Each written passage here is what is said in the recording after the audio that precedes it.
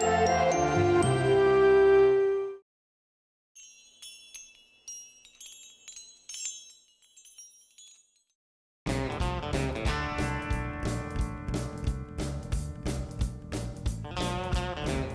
working on a series of shorts based on Mater's character called Cars Toons. And in this particular short, they actually are big monster trucks and they end up sort of in this big wrestling match.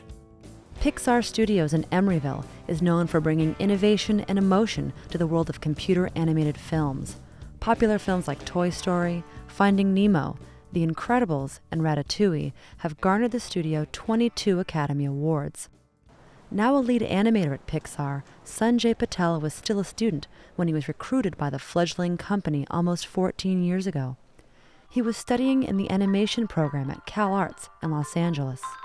That program was started by Walt Disney himself to train his animators, and so I started making 2D animations.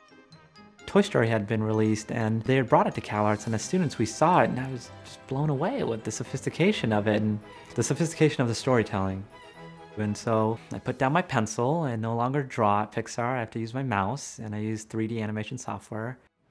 Essentially, we have this car that's been built by the modelers, and these models are very elaborate puppets, and we have controls to move the puppet around and create different positions and different expressions.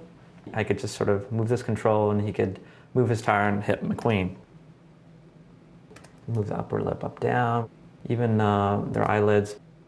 When I picked up the scene, I actually had them looking a little bit sort of too angry, and the director actually pulled me back and he was thinking that, you know what, these characters are best friends and they're actually having fun just playing tag.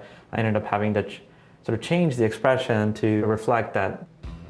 And that's the end of what I do in terms of animation, and then it gets handed off to lighting and rendering, and here's how the scene looks with shadows and colors. Pixar is incredibly supportive of people doing outside work. There's all kinds of classes that people could take here at Pixar. There's painting classes, there's drawing classes, there's sculpture classes. And I think they really encourage that, you really need to renew yourself as an artist to be able to come back and sort of work under such pressure and intensity on these films. If there's anything that Pixar espouses, it's just this absolute church of storytelling. It really does force you to think in a very different way. I think because of that, I've been able to pursue my own stories that I want to tell.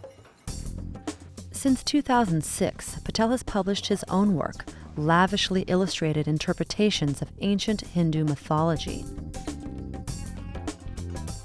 His latest book is called Ramayana, Divine Loophole.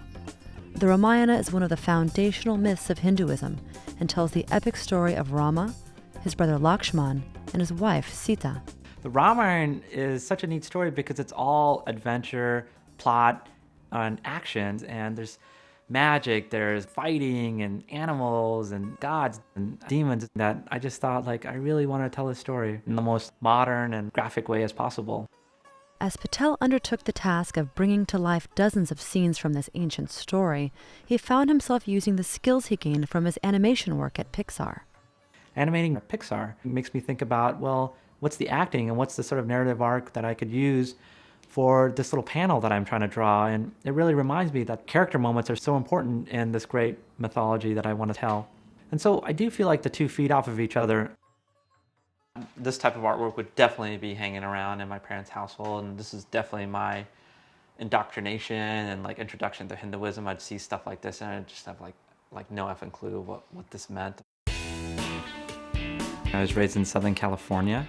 My parents owned a motel in San Bernardino, California. And my parents are from India. They're from a state called Gujarat. I could speak English really well, so I had to stay home and help run the motel. I just kind of became a TV brat, and I really, in many ways, I just grew up on American culture was definitely fed to me through the television, mainly through cartoons. I don't know, I could really just sort of escape my reality, and I just became obsessed with watching cartoons, drawing cartoons, collecting comic books. I would sit there and draw for hours and hours and hours from these comics. Although Patel revered the comic book heroes of American popular culture, his relationship with the icons of his parents' Hindu faith was more complicated.